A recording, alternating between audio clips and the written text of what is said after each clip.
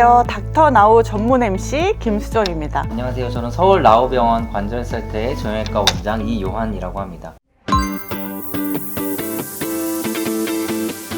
무릎 통증이 있는 환자들이 운동을 하겠다고 유튜브를 보면서 막 운동을 해서 무릎 통증이 더 심해지는 경우가 있거든요.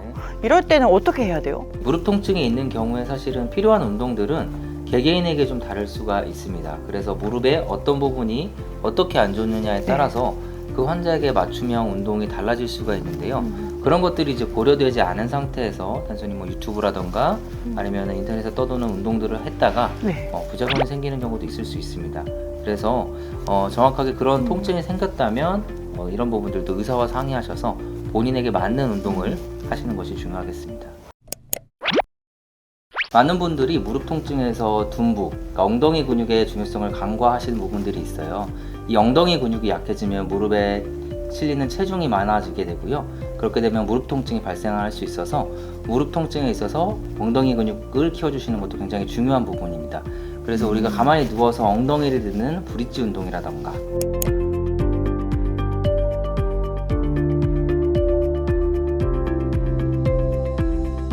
옆으로 누워서 다리를 이렇게 들어주는 클림쉘 운동,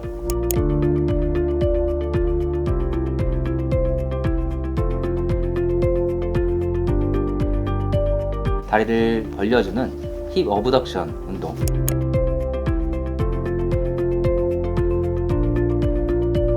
이런 운동들을 하시면 둔부 근육을 키워주는 데 도움이 되도록 하겠습니다. 그러니까 저는 무릎하고 엉덩이하고 관련이 없는 줄 알았거든요. 근데 결국에 무릎도 엉덩이 근육을 제대로 만들면 무릎에도 도움이 된다 이런 얘기죠. 맞습니다. 근데 무릎이 통증이 심할 때는 운동을 멈춰주는 게 좋아요? 아니면 계속하는 게 좋아요? 무릎이 통증이 심할 때는 사실은 무릎에 염증이 있거나 아니면 무릎에 어떤 구조물에 구조적 이상이 있을 수도 있는 거기 때문에 그럴 때는 운동을 쉬는 게 좋겠습니다. 제가 다음 달에요 괌 마라톤 대회를 나가거든요. 그래서 열심히 러닝을 하고 있는데 제가 너무 많이 뛰다 보니까 이 무릎에 혹시 안 좋아지지 않을까 이런 좀 걱정이 되더라고요. 그래서 러닝이 무릎에 도움이 될까요, 안 될까요?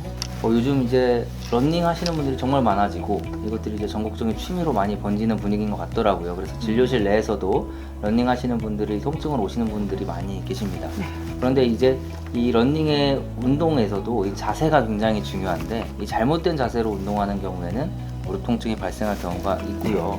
올바른 자세로 운동을 했을 때에는 하지 근력도 증가시켜주고 전신적인 운동도 되기 때문에 좋은 운동이라고 할 수 있겠습니다. 또 저희 서울 나우병원이 또 인공관절로 한국행 인공관절 최초로 개발을 해서 정말 20몇 년간 너무 사랑을 받았는데요.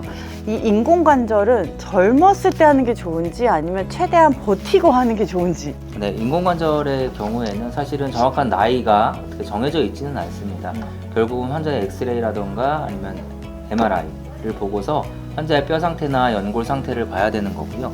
그리고 그 환자분의 기본적인 생활의 습관이라던가 아니면 운동량, 얼마나 활동할 수 있는 활동량을 가지고도 결정이 되겠습니다. 사실 이제 요즘 들어서는 환자분들께서 많이 젊게 살고 계세요. 그래서 이게 아픈데 너무 오래 버티면서 무릎의 통증 때문에 활동량이 떨어지고 이러면서 근력이 떨어지는 것보다는 한 살이라도 좀 젊으실 때 수술을 하셔서 활동량과 운동량을 유지하시고 그리고 건강을 지켜나가시는 것이 더 나을 것 같습니다. 자, 요새 환자들 추이가 너무 유튜브에 정보가 많잖아요. 그러니까 반의사가 돼서 진단을 내려서 온대요. 그래서 의사들이 너무 스트레스를 많이 받더라고요. 이 부정확한 이런 정보들이 너무 많이 떠도는데 어떤 거를 신뢰해야 될지 잘 헷갈릴 것 같긴 하거든요. 사실은 이제 진료를 받기 전부터 인터넷에 이제 유튜브라던가 아니면 검색 엔진, 심지어 AI까지도 검색을 하고 이런 정보들을 찾아갖고 오시는 환자분들이 계십니다. 그런데 이제 그런 정보들 중에서는 틀린 내용도 있고요. 아니면 출처가 불분명한 내용도 있고 또 심지어는 자기 진단을 잘못 내려서 오시는 분들도 계시더라고요.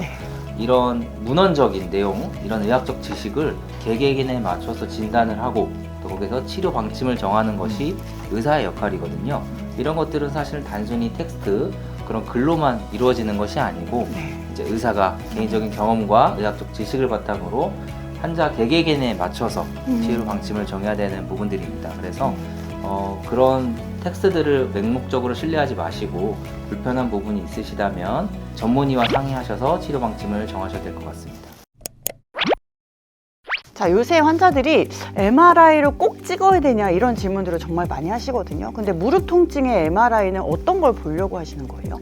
사실은 우리가 이제 기본적인 검사라고 하면 엑스레이가 있겠죠. 그래서 엑스레이로 우리가 아주 기본적인 뼈의 상태라던가 뼈의 정렬 아니면은 관절광의 높이 정도를 우리가 확인을 할 수 있겠는데요. 사실 기본적인 검사다 보니까 그 이상의 것들을 보는 데는 한계가 있습니다. 그래서 네. MRI를 볼 때는 우리가 연골의 상태나 연골판의 상태, 또 인대의 상태, 힘줄의 상태 이런 더 정확한 것들을 심층적으로 볼 수 있기 때문에 엑스레이에서 더 보지 못하는 것들을 깊게 볼 수 있다. 이런 의미가 되겠고요.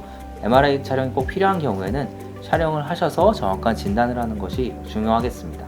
네, 요새 사실 정형외과들이 정말 많이 생기고 과잉 진료 때문에 병원을 믿을 수가 없다. 이 진단이 확실한지 모르겠다라고 해서 환자들이 굉장히 혼란에 빠져 있어요. 그래서 여러 곳에서 진단을 받기도 하고 그래서 의료 쇼핑을 한다고 하거든요. 네. 근데 개인적으로는 원장님 병원 선택을 할 때 어떤 기준으로 선택을 해야 될까요? 저희 나우병원으로 오시면 되겠습니다. 네. 오늘 여기까지 마치겠습니다. 감사합니다.